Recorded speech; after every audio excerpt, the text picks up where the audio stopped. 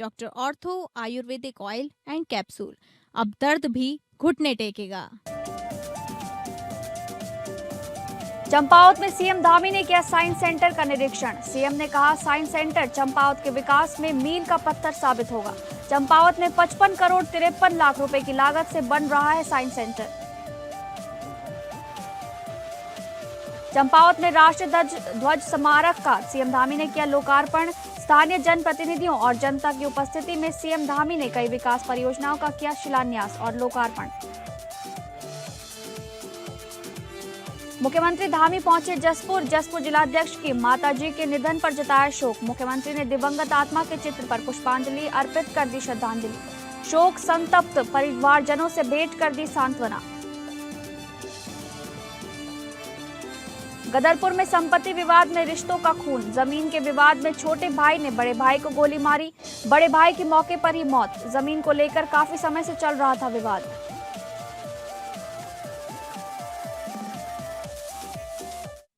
नमस्कार, आप सभी का स्वागत है उत्तराखंड न्यूज में। मैं हूं आपके साथ शालिनी राणा। शुरुआत करेंगे उत्तराखंड से जुड़ी खबरों की। मुख्यमंत्री पुष्कर सिंह धामी ने चंपावत में 55 करोड़ 53 लाख रुपए की लागत से बन रहे साइंस सेंटर का अवलोकन किया और निर्माण कार्यों का निरीक्षण किया। इस सेंटर के बनने से छात्र छात्राओं को पढ़ाई और शोध में मदद मिलेगी। बता दें कि चंपावत का ये विज्ञान केंद्र राज्य में देहरादून और अल्मोड़ा के बाद तीसरा विज्ञान केंद्र होने जा रहा है। जल्द देश की 5वीं साइंस सिटी देहरादून में बनाई जाएगी। मुख्यमंत्री पुष्कर सिंह धामी ने कहा कि ये विज्ञान केंद्र हमारे आदर्श चंपावत के विकास में मील का पत्थर साबित होगा। उत्तराखंड विज्ञान प्रौद्योगिकी के क्षेत्र में उत्कृष्ट राज्य बनने, इसके लिए हमारी सरकार लगातार प्रयास कर रही है।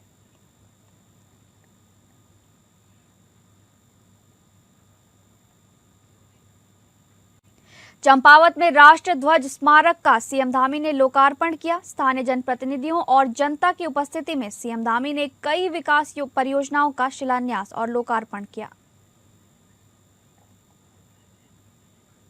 नगर पालिका चंपावत की अध्यक्ष रेमा पांडे जी,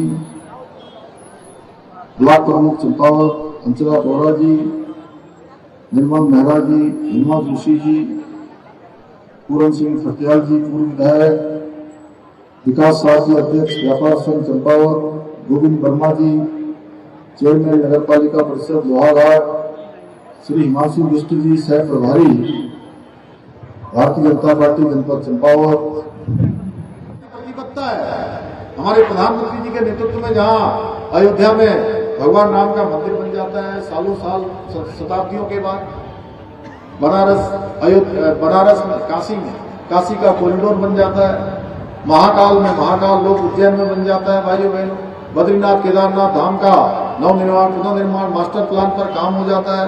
आदि कैलाश हमारा सीमांत क्षेत्र, उस क्षेत्र में जाने वाले देश के पहले प्रधानमंत्री हमारे नरेंद्र मोदी जी हैं। भाइयों बहनों, और आदि कैलाश जाने वाली संख्या जानते हैं पहले कितनी होती थी? पहले कभी 500 होती थी, कभी 600 होती थी, कभी 1000 हो जाती होगी। और इस वर्ष आपको जानकर हैरानी होगी कि 37,000 लोगों ने आदि कैलाश जाकर आदि कैलाश पार्वती कुंड के दर्शन किए हैं। और उसका असर हमारे चंपावत में भी दिखेगा। वही उसका असर यहाँ भी दिखने लगा है, क्योंकि जो लोग गाड़ी से यात्रा करने आते हैं वो टनकपुर से यात्रा शुरू करते हैं और यही मार्ग से चंपावत होते हुए, लोहाघाट होते हुए, पिथौरागढ़ होते हुए, धारचूला से होते हुए आदि कैलाश तक पहुंचते हैं। तो निश्चित रूप से पर्यटन बढ़ रहा है, होम स्टे बढ़ रहे हैं, होटल बढ़ रहे हैं, रोजगार बढ़ रहा है। हमारे तमाम युवा अपने अपने घरों को वापस आ रहे हैं। भाइयों बहनों, इसलिए हमारा ये संकल्प है कि पूरे चंपावत में जो लोग हमारे यहाँ पूर्णागिरि धाम के दर्शन करने आते हैं, मैं चाहता हूं इस प्रकार से कि मैया की कृपा से कि वो आने वाले लोग अपना 3-4 दिन का कार्यक्रम बनाकर, एक दिन वो पूर्णागिरि के दर्शन करें, रणकोची मैया के दर्शन करें, वो बाराही मैया के दर्शन करें, वो बाबा गोरखनाथ का दर्शन करें, गोलजू बाबा के दर्शन करें, बयानधुरा बाबा जाए, यहाँ घटकू महाराज के दर्शन करें। यहाँ हमारे जितने भी मानेश्वर से लेकर पंचेश्वर से लेकर जितने स्थान है उन सभी स्थानों का दर्शन करें। हम ऐसी व्यवस्था भी यहाँ पर बनाएंगे। उत्तराखंड के मुख्यमंत्री पुष्कर सिंह धामी अपने तय कार्यक्रम के अनुसार जनपद उधम सिंह नगर के जसपुर भी पहुंचे। मुख्यमंत्री पुष्कर सिंह धामी ने जसपुर पहुंचकर भारतीय जनता पार्टी के जिलाध्यक्ष मनोज पाल के आवास पर उनकी माताजी के निधन पर गहरा शोक व्यक्त किया। इस दौरान मुख्यमंत्री ने दिवंगत आत्मा के चित्र पर पुष्पांजलि अर्पित कर श्रद्धांजलि दी तथा शोक संतप्त परिवारजनों से भेंट कर उन्हें सांत्वना प्रदान की।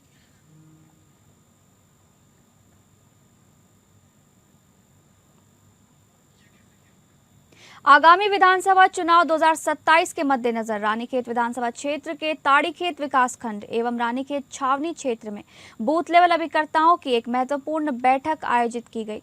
बैठक में BL2 के 10 प्रमुख बिंदुओं पर विस्तार से चर्चा करते हुए अभिकर्ताओं को उनके दायित्व और कार्य प्रणाली की जानकारी दी गई। वक्ताओं ने कहा कि संगठन को मजबूत करने के लिए बूथ स्तर पर सक्रियता बेहद आवश्यक है। इस अवसर पर उत्तराखंड कांग्रेस के पूर्व अध्यक्ष व CWC सदस्य करण माहरा ने कार्यकर्ताओं में आगामी विधानसभा चुनाव 2027 को लेकर जोश भरते हुए संगठन को और मजबूत बनाने का आह्वान किया। उन्होंने कहा कि सभी कार्यकर्ता एकजुट होकर पार्टी की नीतियों को जन जन तक पहुंचाएं। साथ ही निर्देश दिए कि अप्रैल 2026 में प्रस्तावित विशेष संक्षिप्त पुनरीक्षण के दौरान कांग्रेस के कार्यकर्ता BLA और BLO के साथ बेहतर समन्वय स्थापित करें ताकि मतदाता सूची को सही एवं अद्यतन किया जा सके। बैठक के दौरान कई लोगों ने कांग्रेस पार्टी की सदस्यता ग्रहण की। बैठक में चुनावी तैयारियों को लेकर रणनीति पर भी चर्चा की गई और सभी कार्यकर्ताओं से सक्रिय भागीदारी सुनिश्चित करने का आह्वान किया गया।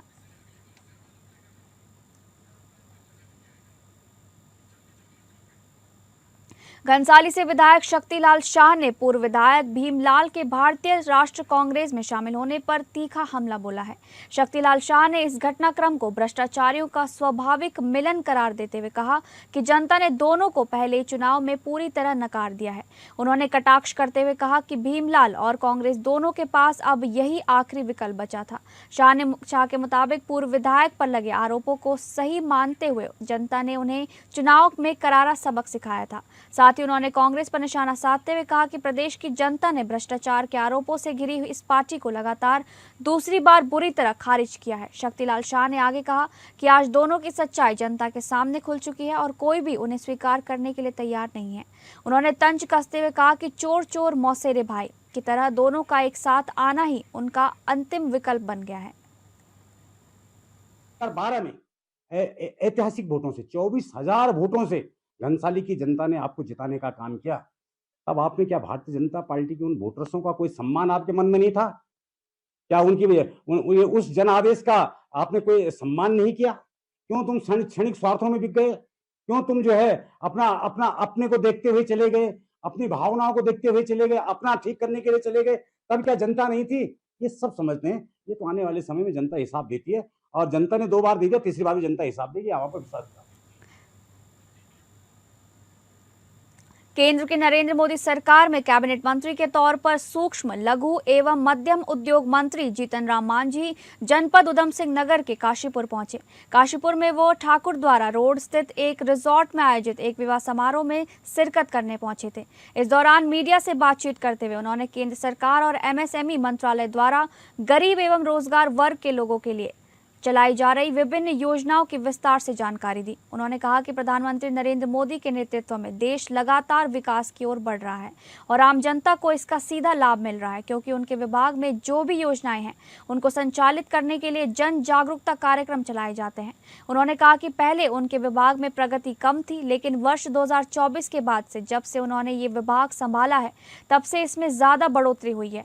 आज 8 करोड़ इकाइयां बन गई हैं। अगर एक इकाई में 4 लोग भी कार्य करते हैं तो उसके हिसाब से अब तक 33 करोड़ लोगों का नियोजन हो चुका है। प्रधानमंत्री विश्वकर्मा योजना के तहत 30 लाख लोगों को 15,000 की किट दी जाती है, जिससे कि वह अपना कार्य आगे बढ़ाएं। उन्होंने कहा कि जो हमारा लघु एवं सूक्ष्म मध्यम है उसके द्वारा ही देश आगे बढ़ सकता है एवं तरक्की कर सकता है। उन्होंने कहा कि प्रधानमंत्री विश्वकर्मा योजना के तहत सितंबर 2028 तक 30 लाख लोगों को रोजगार देने का जो लक्ष्य है उसकी दिशा में वो अब तक 13 लाख लोगों को रोजगार दे चुके हैं। इसमें भी उनकी अच्छी प्रगति है और हर तरह वो MSME को आगे बढ़ा रहे हैं। और उनके दूसरे यंग लोग भी हैं, सब हमारे साथी हैं, कार्यालय में काम करते हैं। और हमारा ये ट्रेडिशन रहा है कि हमारा चाहे क्लास 4 हो चाहे क्लास 1 हो, सबको एक पलड़ा पर देखते हैं। और सबके यहाँ से जब बधाइयाँ या शुभकामनाएँ की बात आती है तो मैं सबके घर में आता हूँ। वैसे ही आज मनदीप जी ने हमको कहा था, आज हम आए हैं और उनको वर वधू को आशीर्वाद दे करके जा रहे हैं। देखिए, हमारे के यहाँ जो योजनाएं हैं उसके लिए अवेयरनेस प्रोग्राम चलता है, चाहे खादी बोर्ड का मामला हो, चाहे एमएसएमई का मामला हो या पीएमजीपी का मामला हो, सबके लिए जहाँ जहाँ मेरा ऑफिस है वो सब लोग हर साल उनको दिया जाता है कि आप इतना कैंप लगाइए और लोगों को प्रचार कीजिए। और इसी का कारण है कि आज तक यानी कि मेरे समय में नहीं, जब से ये विभाग बना है तब से आज तक ये बात सही है कि 2024 ज़्यादा बढ़ोतरी हुई है। पहले इसका प्रगति कम था, तो आज 8 करोड़ इकाइयाँ बन गई। उत्तराखंड की राजनीति में मचे घमासान के बीच भाजपा नेता आशीष गुप्ता ने विपक्षी दल कांग्रेस पर तीखा हमला बोला है। उन्होंने स्पष्ट शब्दों में कहा कि प्रदेश में कांग्रेस का वजूद अब पूरी तरह समाप्त हो चुका है और वो नेतृत्व विहीन होकर अपनी अंतिम लड़ाई लड़ रही है। गुप्ता ने मुख्यमंत्री पुष्कर सिंह धामी के कुशल नेतृत्व की सराहना करते हुए दावा किया कि आज पूरा उत्तराखंड एक स्वर में भारतीय जनता पार्टी के विकास कार्यों पर मुहर लगा रहा है, जिससे घबराकर कांग्रेस में भारी हताशा और कुंठा का माहौल है। उन्होंने कांग्रेस द्वारा भाजपा से निष्कासित और अनुशासनहीन नेताओं को अपनी शरण में लेने पर तंज कसते हुए उन्होंने कहा, भाजपा के फुस पटाखे उन्हें करार दिया। गुप्ता के अनुसार जिन चेहरों को भाजपा ने पहचान दी वे आज अपनी दिशा खो चुकी है, कांग्रेस को सहारा देने की कोशिश कर रहे हैं, लेकिन इससे भाजपा की जीत के रथ पर कोई फर्क नहीं पड़ेगा। उन्होंने कड़ा प्रहार करते हुए कहा कि आपसी फूट और संगठन की कमजोरी के चलते कांग्रेस आने वाले चुनाव के लिए पूरी तरह नाउम्मीद हो चुकी है और अब वो केवल रिजेक्टेड नेताओं के भरोसे अपनी नैया पार लगाने का विफल प्रयास कर रही है। आपने जो बात कही, एक तो कांग्रेस का अस्तित्व ही उत्तराखंड में खत्म है। आज जहां उनके नेता नहीं बचे, तो कांग्रेस में तो अस्तित्व की लड़ाई उत्तराखंड में है। धामी जी के नेतृत्व में जहां पूरा प्रदेश एक तरफ भारतीय जनता पार्टी आवाज कर रहा है, तो वहां कांग्रेस में एक ऐसा फ्रस्ट्रेशन है कि आज भाजपा के जो फुस पटाखे हैं वो किसी भी तरीके से भाजपा के द्वारा जो तिरस्कृत लोग हैं, जिन्हें भाजपा में स्थान नहीं मिला, वो कांग्रेस आज कहीं ना कहीं इकट्ठा करती फिर रही है। कांग्रेस को ये समझ में आ गया है कि ना कांग्रेस के पास अपना कार्यकर्ता है, नेताओं में आपसी फूट है, ना उनका कोई संगठन बचा। गदरपुर से दिल दहला देने वाली खबर सामने आ रही है, जहां जमीन के टुकड़े ने रिश्तों का खून कर दिया। बकानिया गांव में लंबे समय से चल रहे जमीनी विवाद ने ऐसा खूनी मोड़ लिया कि छोटे भाई ने बड़े भाई को गोली मार दी। गोली लगते ही बड़े भाई की मौके पर ही दर्दनाक मौत हो गई। घटना के बाद पूरे गांव में सनसनी फैल गई और परिजनों में कोहराम मच गया। बताया जा रहा है कि गांव बकानिया में भाइयों के बीच जमीन को लेकर काफी समय से विवाद चल रहा था। कई बार पंचायत भी हुई, लेकिन कोई हल नहीं निकल पाया। मृतक का बेटा जमीन के बंटवारे को लेकर अपने चाचा के घर पहुंचा था, जहां दोनों पक्षों के बीच कहासुनी के बाद मारपीट शुरू हो गई। मारपीट की आवाज सुनकर मृतक मौके पर पहुंचा और बीच बचाव करने लगा, लेकिन देखते ही देखते विवाद इतना बढ़ गया कि छोटे भाई ने बड़े भाई पर गोली चला दी। गोली लगते ही वह जमीन पर गिर पड़ा और मौके पर ही उसकी मौत हो गई। घटना की सूचना मिलते ही पुलिस मौके पर पहुंची और शव को कब्जे में लेकर पोस्टमार्टम के लिए भेज दिया गया। वहीं पीड़ित परिवार की तहरीर के आधार पर पुलिस ने आरोपी समेत अन्य लोगों को हिरासत में लेकर पूछताछ शुरू कर दी है। कि हमारे दादाजी के एक्सपायर होने के बाद जो दादाजी के नाम की 3 ज़मीनें थी, जैसे एक ज़मीन ये होगी बागीचा, एक ज़मीन हो गया मंदिर पे, एक ज़मीन हो गया पांडे जी के पीछे, उसमें वर्ग 4 की ज़मीन है, उसमें पापा का नाम भी उसमें है।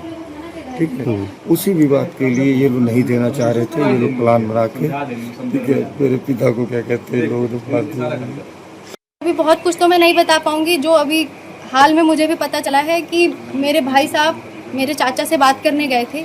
हमारे कुछ ज़मीन का चल रहा था, हमारी ज़मीन का बंटवारा होना था, जिसमें मेरे पापा का चौथा हिस्सा बनता था।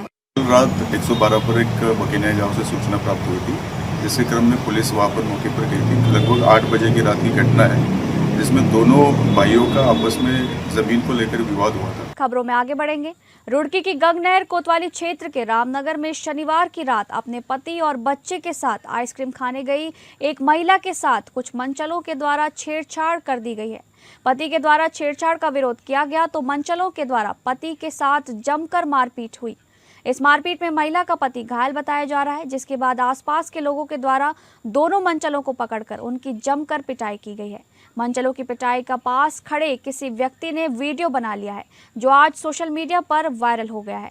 बता दें कि रुड़की की गंगनहर कोतवाली क्षेत्र के एक मोहल्ला निवासी एक महिला अपने पति और बच्चे के साथ रामनगर में शनिवार की रात आइसक्रीम खाने आई थी, जहां पर खड़े दो मंचलों के द्वारा महिला के साथ छेड़छाड़ शुरू कर दी गई।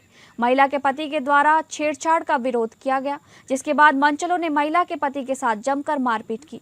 इस मारपीट में महिला का पति घायल बताया जा रहा है। शोर होने पर आसपास के लोगों की मौके पर ही काफी भीड़ जमा हो गई, जिसके बाद लोगों के द्वारा दोनों मंचलों को पकड़कर उनकी जमकर पिटाई की गई है। लोगों के द्वारा की जा रही मंचलों की पिटाई का पास खड़े किसी व्यक्ति ने वीडियो बना लिया, जो आज सोशल मीडिया पर वायरल हो रहा है। गंगनहर का ही मामला है जो आप तथ्य बता रहे हैं, जो वीडियो की बात कर रहे हैं। पुलिस इसमें जांच करेगी, जो तथ्य होंगे तथ्यों के हिसाब से आगे लीगल कार्रवाई की जाएगी। ये दो लड़के थे, मेरी घरवाली को देख रहे थे। मैंने कहा भाई इसे क्या देख रहा तू, आइसक्रीम खाना आया, आइसक्रीम खा रहा है, अपना चले जा। तो ये मेरे पे चिपट पड़े, वो ड्रिंक इन्होंने हाथ दबाई करनी शुरू कर दी, हाथ दबाई करनी शुरू करी। मैंने कहा भाई रुक जाए एक मिनट, मेरी घरवाली साथ में, मैंने साइड में खड़ा कर दूँ। साइड में खड़ा करने के चक्कर में वो दोनों चिपट गए। जनपद उधम सिंह नगर के जसपुर में एक ऐसा मामला सामने आ रहा है। एक सरकारी विभाग का बिजली का बिल जमा न कर पाने से विद्युत विभाग ने 2 महीने पहले कार्यालय का कनेक्शन काट दिया है। मजबूरन नगर पंचायत को ऑफिस और अन्य कार्यों के लिए जनरेटर का सहारा लेना पड़ रहा है। जसपुर के नगर पंचायत महुआ डाबरा का बिजली का बिल लगभग 60 लाख आया, जिसका बिल नगर पंचायत द्वारा जमा नहीं किया गया, तो विद्युत विभाग ने नगर पंचायत कार्यालय का कनेक्शन ही काट डाला, जो अब क्षेत्र में चर्चा का विषय बना हुआ है और हर जगह इसी बात की चर्चा हो रही है। वहीं इस पूरे मामले को लेकर अधिशासी अधिकारी आदित्य जोशी ने बताया कि प्रतिमाह विद्युत विभाग द्वारा हमें जो बिजली का बिल प्रेषित किया जाता है, जो अभी 60 लाख के आसपास प्राप्त हुआ है, लेकिन अभी नगर पंचायत कार्यालय में कोई मीटर नहीं लगा हुआ है, ना ही किसी स्ट्रीट लाइट पर कोई मीटर लगा हुआ है। तो बिल के लिए अभी पत्राचार किया जा रहा है कि बिल किस हिसाब से प्रेषित किए जाते हैं, क्योंकि पूर्व में जो बिल है उनका अवलोकन किया था, उनमें मीटर नंबरों में भिन्नता पाई गई है और आईडी और यूनिट देखा गया, तो इसको दुरुस्त करने के लिए पूर्व में भी विद्युत विभाग को पत्राचार किया गया था। हर प्रतिमाह बिजली विभाग द्वारा हमें बिजली के बिल जो प्रेषित किए जा रहे हैं, जो लगभग अभी 58 से 60 लाख के आसपास का बिल हमें प्राप्त हुआ है, लेकिन इसमें नगर पंचायत में कार्यालय में भी कोई मीटर नहीं लगा हुआ है अभी, और न किसी स्ट्रीट लाइट में कोई मीटर लगा हुआ है। तो इसमें बिल में ये रिकॉर्ड के लिए अभी पत्राचार किया जा रहा है कि ये बिल किस हिसाब से हमें प्रेषित किए जा रहे हैं, क्योंकि मैंने पूर्व में जो बिल है उनका अवलोकन किया तो उनमें मीटर नंबरों में भी भिन्नता पाई गई है और इसमें आईडीएफ यूनिट और ये सब देखा गया है। तो इसको दुरुस्त करने के लिए पूर्व में पत्राचार किया गया था, पर ये बिल अभी दुरुस्त होकर हमारे पास आए नहीं है। पत्राचार किया जाएगा, उसके पश्चात ही बिल भुगतान पर बोर्ड में कार्रवाई की जाएगी। रुड़की की खानपुर थाना पुलिस ने अवैध हथियारों की तस्करी करने वाले खानपुर थाना क्षेत्र के एक तस्कर को गिरफ्तार कर लिया है, जिसके पास से पुलिस ने 4 अवैध तमंचे और 40 जिंदा कारतूस बरामद कर लिए हैं। हालांकि इसका एक साथी मौके से फरार बताया जा रहा है। यह अवैध हथियार उत्तर प्रदेश के मुजफ्फरनगर से तस्करी कर ले जा रहे थे। बता दें कि खानपुर कोतवाली पुलिस ने मुजफ्फरनगर से सप्लाई होने वाले अवैध हथियारों की तस्करी करने वाले एक गिरोह का खुलासा किया। पुलिस के द्वारा अवैध हथियारों के तस्कर के आरोपी को गिरफ्तार कर लिया है, जिसके पास से 4 देसी तमंचे और 40 जिंदा कारतूस बरामद हुए हैं। हालांकि इसका एक साथी मौके से फरार होने में कामयाब हो गया। दरअसल ये दोनों बाइक पर सवार होकर मुजफ्फरनगर से अवैध हथियार लेकर आ रहे थे। पुलिस ने दोनों को रोकने का प्रयास किया, जिसके बाद दोनों भागने लगे, जिसके बाद पुलिस के द्वारा पीछे बैठे शमशेर नाम के अवैध हथियारों के तस्कर को पकड़ लिया गया है। कुछ समय से हरिद्वार जनपद में कई जगह अवैध शस्त्रों से फायरिंग की सूचना थी, तो इसमें एक स्पेसिफिक टीम बनाई गई थी, जिसमें इंस्पेक्टर खानपुर, एसओ पत्री और उनके साथ काफ़ी लोग थे। तो 2 दिन पहले एक व्यक्ति जो अवैध तमंचे के साथ पकड़ा गया था थाना पत्री में, उसने ये इनपुट दिया कि वो ये अवैध शस्त्र जो है खानपुर क्षेत्र के रहने वाले शमशेर से लेके आया है, जो मेरे जैसे कई लोगों को ये शस्त्र देता और यूपी से कहीं से लाता और कार्टिज खुद बनाता है। तो एक सघनता से चेकिंग के अभियान के निर्देश थे। तो इंस्पेक्टर खानपुर के नेतृत्व में कल एक टीम पुरकाजी बॉर्डर पे चेकिंग कर रही थी, तो वहाँ पर एक बाइक जो संदिग्ध अवस्था में आती हुई और उसकी एक्टिविटी इनको प्रतीत हुई, रोकने को कहा। तो उसमें जो चालक था वो बाइक छोड़ के भाग गया और जो दूसरा व्यक्ति उस बाइक में बैठा था उसको सख्ती से पूछताछ करी, उसकी जामा चेकिंग की गई। तो उसमें उसके बैग से 4 अवैध शस्त्र और करीब 40 कार्टिज हमको मिले हैं। और उसका ये कहना था कि मैं अपने दवाई के नाम पर वो मुजफ्फरनगर जाता है और वहाँ कई सारे लोग हैं जो उसके संपर्क में हैं, जो हमारी पड़ताल का। उधम सिंह नगर जिले के नानकमता से खबर सामने आ रही है, जहां पुलिस की दबिश के दौरान एक बुजुर्ग महिला की मौत हो गई। महिला की मौत के बाद गुस्साए परिजनों ने शव को कोतवाली के गेट पर रखकर जोरदार प्रदर्शन किया और पुलिसकर्मियों पर गंभीर आरोप लगाए हैं। पूरा मामला नानकमता के सिद्ध गांव का बताया जा रहा है। मिली जानकारी के अनुसार कुछ दिन पूर्व एक परिवार ने अपनी लड़की के लापता होने की सूचना पुलिस को दी थी। जांच में सामने आया कि गांव का ही युवक लड़की को शादी का झांसा देकर अपने साथ ले गया था। हालांकि बाद में लड़की वापस अपने घर लौट आई। इसी मामले में फरार चल रहे युवक की तलाश में नानकमता पुलिस उसके घर पहुंची थी। परिजनों का आरोप है कि जब पुलिस घर के भीतर पूछताछ कर रही थी तभी बुजुर्ग दादी के साथ धक्का मुक्की हुई। परिजनों का दावा है कि पुलिस के धक्के के कारण बुजुर्ग महिला गिर गई और उनके सिर पर गंभीर चोट लग गई, जिससे मौके पर ही उनकी मृत्यु हो गई। बुजुर्ग महिला की मौत की खबर फैलते ही गाँव में हड़कंप मच गया। आक्रोशित परिजनों और ग्रामीणों ने मृतका के शव को नानकमता थाने के मुख्य गेट पर रखकर धरना शुरू कर दिया। ग्रामीणों की मांग थी कि दोषी पुलिसकर्मियों के खिलाफ तत्काल सख्त कार्रवाई की जाए। हंगामे की सूचना मिलते ही क्षेत्रीय विधायक गोपाल सिंह राणा, सीओ किच्चा और कोतवाल मंजू पांडे मौके पर पहुंचे। अधिकारियों और विधायक ने आक्रोशित लोगों को समझा बुझाकर शांत कराया। काफी जद्दोजहद के बाद पुलिस ने शव को कब्जे में लेकर पोस्टमार्टम के लिए खटीमा भेज दिया। थाना नानकमता में लिखा गया था FI नंबर 59/2006। तो पोक्सो से रिलेटेड मुकदमा था। उसी के लिए जो इसमें नामजद था कुलदीप, उसकी तलाश में नानकमता की पुलिस टीम गई थी। तो वहाँ इनका चूंकि नाम निकनेम बंटी है, तो इन्होंने वहाँ पूछा तो इन्होंने बताया कि यहाँ 2-3 जो वहाँ एक लेडी मिली थी, 2-3 बंटी रहते हैं। तो पहले दूसरे के घर गए, उसने कहा ये नहीं दूसरा घर। जब ये इनके घर गए तो वहाँ हमारी पुलिस जो टीम गई थी उनका कहना यह है कि 2-3 बच्चियां वहाँ खेल रही थी। तो उनसे पूछा कहाँ है, तो उन्होंने कहा वो तो नहीं, हम दादी को बुला के ला रहे हैं। तो ये वृद्ध महिला जो फिलहाल उत्तराखंड न्यूज में बस इतना ही। नमस्कार।